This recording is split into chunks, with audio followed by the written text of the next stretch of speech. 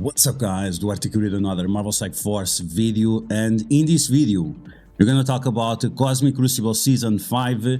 I'm gonna show you what I'm going to use on every room, but I'm also going to mention some other possibilities that you can use in case it fits your roster better.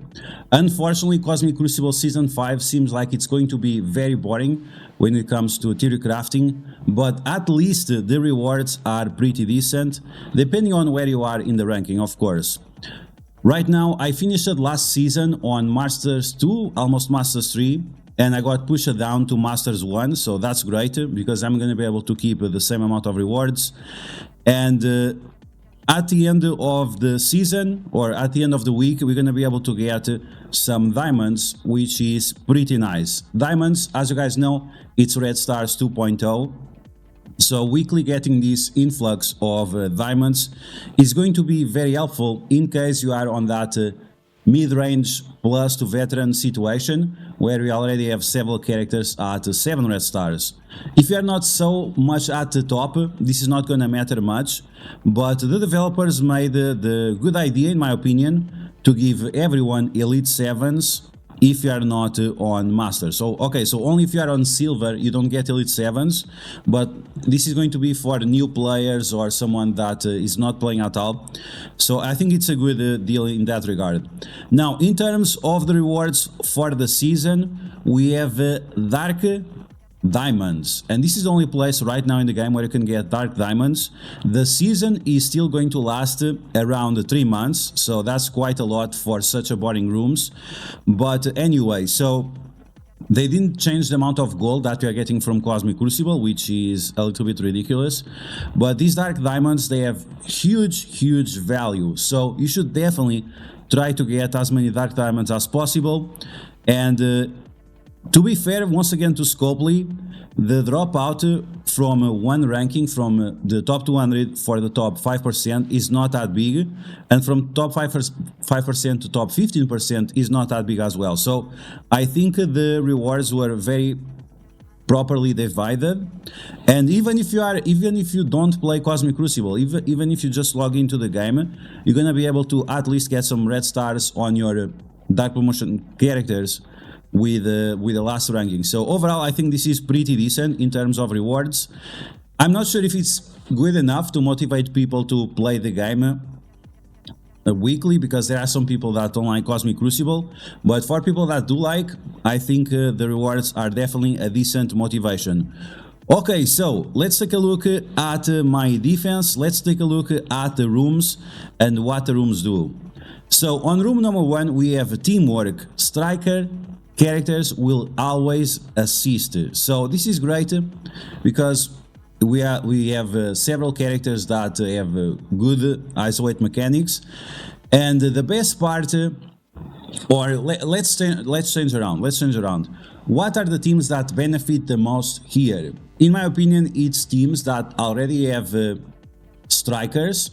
It's teams that do not rely on skirmishers or stuff like that for applying focus, and definitely teams that have already assist mechanics. So even if you put, for example, Nebula as a skirmisher on this room, that's fine. If you put everyone else striker, Nebula skirmisher, that's fine.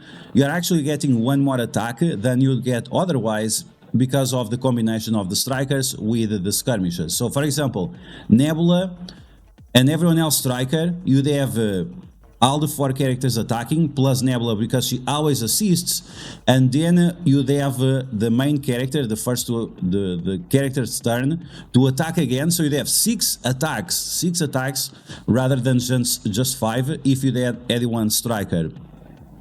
Okay, so that goes for all the teams that have assist mechanics, so that's going to be Wakanda, Infinity Watch, and Dead Seed. So all of these teams can do 6 attacks turn 1 because of those mechanics. This is going to be important because if you can one-shot right away one character, that's going to be great. Now, I didn't went that route. I think that route is going to be better for mid-range players. I went for the route of the Secret Defenders with Apocalypse. Why Apocalypse with the Secret Defenders? Well, because one of the counters for Secret Defenders is New Warriors, and if you put Apocalypse here, it's no longer the case. Apocalypse with Secret Defenders can stop new warriors, so that's what I'm going to use. On top of that, most of the Secret Defenders, they can use all of their abilities as strikers because, well, they are very good as strikers. They don't have an assist mechanic like the other teams I mentioned, and on top of that, they also get charge mechanics whenever they use their striker attack or whenever they use their basic attack. So that means that you'll get charges for Photon, for Black Cat, for Robbie Rays, and for Hard Light much faster. Every single turn you are getting additional charges. So this is why I went with this room, but I think this is more for top players rather than mid-range players. Okay, now let's take a look at room number 2, Temporal Shielding, and in this room, skill and tech characters on their basic gain speed up. A character with speed up at the end of the turn is going to get 20% barrier. Okay, so that's a little bit limiting, and at the same time the bonus is not that great. So skill characters, tech characters, good teams with that. We have New Avengers, yes, New Avengers, we have Infestation, and we also have Sinister 6. Now, we have to keep in mind that these teams, they are not that great when it comes to Cosmic Crucible because, well, 2 of them, or at least almost 3 of them, they are made specifically for Alliance Wars. So you have to be careful with which teams you are going to use here. Or what you can do is just use this room as a blank room. Now, you have to remember that characters with speed up, they gain the barrier. So you don't have to use skill characters and tech characters. As long as the characters have speed up, you are going to get that barrier at the end of the turn. So keep that in mind. This is something that people are not paying attention to. Yes, tech and skill characters, they gain speed up. But characters already with speed up, they will get more barriers. So think about other teams that use speed up quite often. Don't focus on the tech and the skill because that's a little bit of a bait. Now, I'm going to use the Sinister 6 just to see how they go. Because with the Vulture is quite fast. And I'm going to use Lady Electro here because she is going to be behind Dr. Octopus. Dr. Octopus is going to give speed up to her, and that will mean that she'll get also the barrier. So keep that in mind. Just because it says skill and tech, that's only for the basic. You can use other characters that also have speed up to be good here. You could even use Unlimited X-Men here, because when Gambit crits, they all get speed up. Guess what? They are also going to get more barriers. So keep that in mind. This room, a lot of people are not focusing on the right characteristics of the room. Okay, let's move on to Corrupting Power. And Corrupting Power is definitely an interesting room. It's similar to what we have seen in the past in terms of Darkhold, because their ultimate abilities cost to less energy. The interesting part here is that on top of that, you are also going to spread negative effects on your character. So there are a few teams that can be interesting here.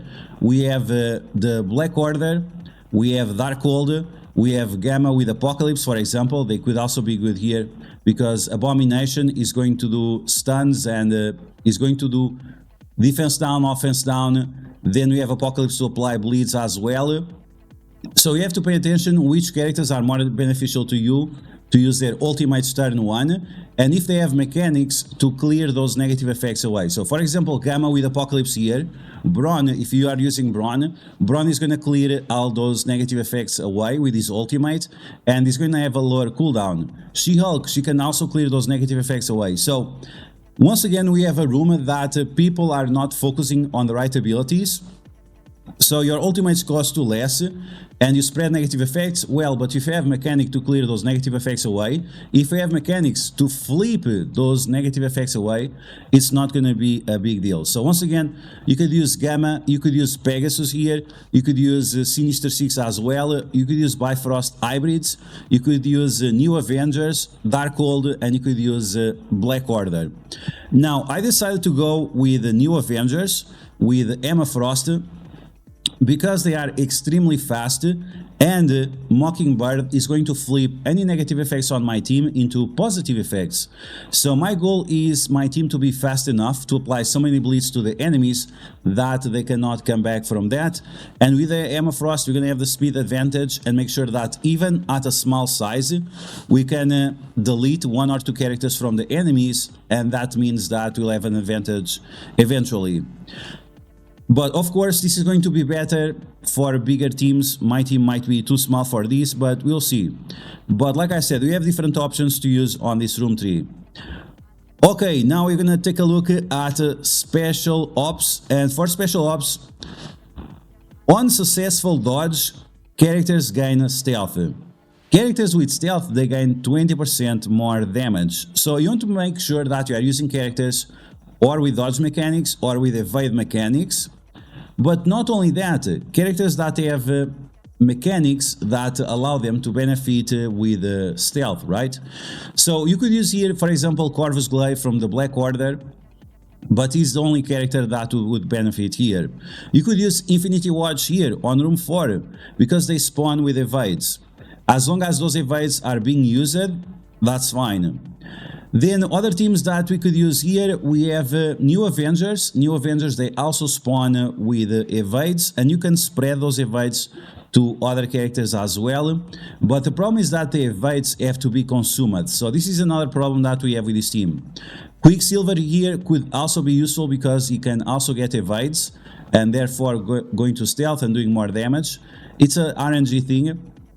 You could use Phoenix together with Unlimited, for example, because Phoenix puts everyone already under stealth.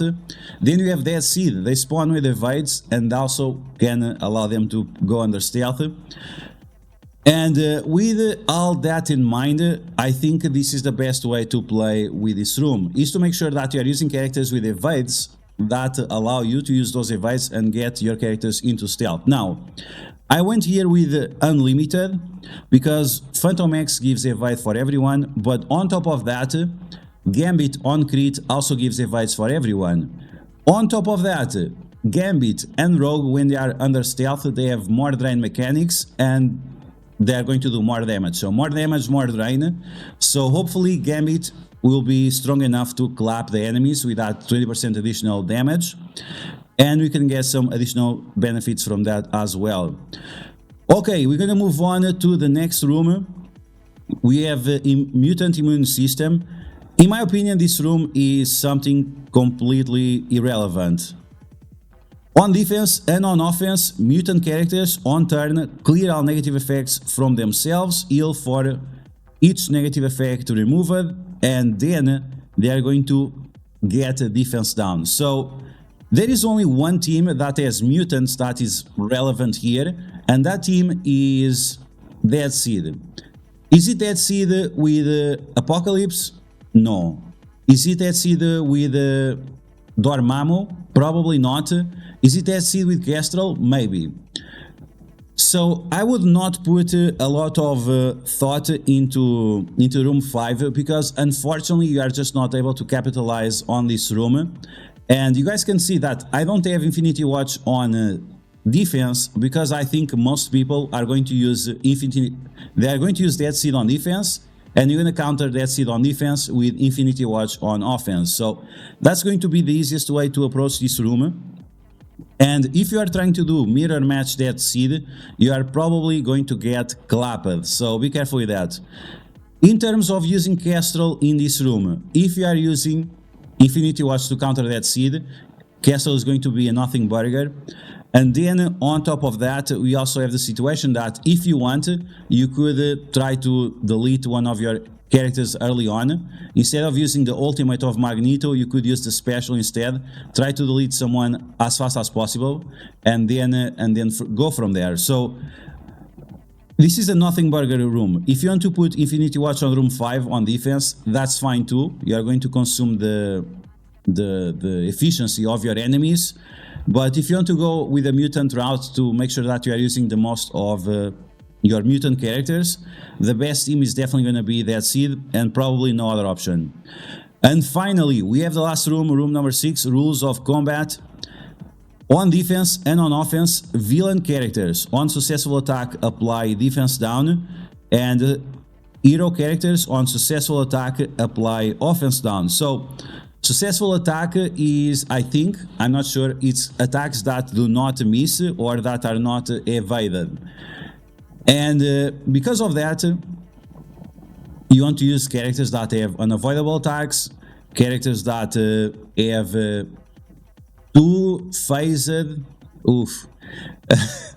characters that have two-phased abilities, which is abilities that trigger multiple times. So for example, if a character has 3 deflects, the abilities can remove multiple of those deflects. One example of this is Strife Ultimate. Strife Ultimate, it does damage, applies ability block, and it also does one thing over there that it removes evades and so on. So the ability still lands if you have all of those mechanics. So if you have a multiple phase attack, this is going to be better for this room.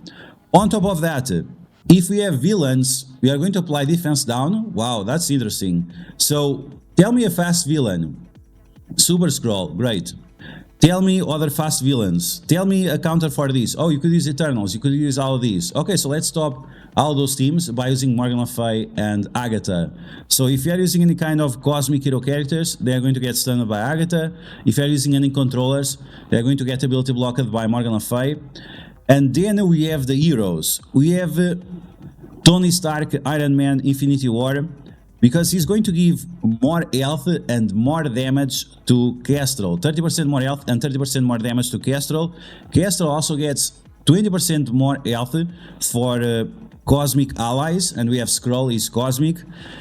And that's it. So I think this room will have so much firepower that will destroy the enemies before they have a chance.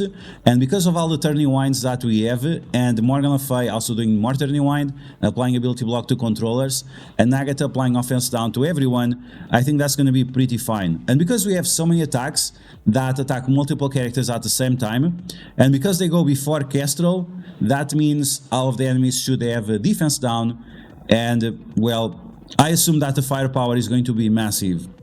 Other teams that you could use here, I don't know, some people are saying that this room is a nothing burger, that you should ignore the rules. Maybe you could use Infinity Watch here because we have Nebula and a bunch of heroes attacking, so that means you'd have defense down and offense down every single turn. And the successful attack should count also for the assist, so it should be the case. Some people are thinking about using Sinister 6 on room number 6 because of the fact that they're all villains and they can be quite fast and use that defense down, and they are also immune to offense down. I don't think that immunity to offense down will really matter. I think that is a real nothing burger when it comes from the Sinister 6. And beyond that, I actually don't remember a lot of options. It really depends on what you want to capitalize. You want to capitalize on defense down, or you want to capitalize on offense down, or you don't want to capitalize on anything. Because if you are not using a room like this, then you are really not using anything at all. Okay, so those are my thoughts about these rooms, and these are the teams I'm going to use, at least for the first week. You guys know that usually on the first week I put very strong teams on defense, so my enemies can tell me what am I going to use whenever I face those teams on offense. So that's the reverse psychology that sometimes you need in order to get ahead. But that's all for Cosmic Crucible Season 5 on defense. Once again, remember that this is going to be for the first week. As we get more Sinister 6 characters, like for example this week we are getting Kraven, then we might have a few changes around, because the Sinister 6, they are going to be extremely powerful on defense at some point in time, as well as in offense, but that's up to you to decide after. So I hope you guys enjoyed this video. If you did, make sure you smash that like button, and if you found the video helpful, make sure you share it with your friends on Facebook and Discord. If you're new to my channel, make sure you subscribe for more Marvel Strike Force content, and I'll catch you guys later.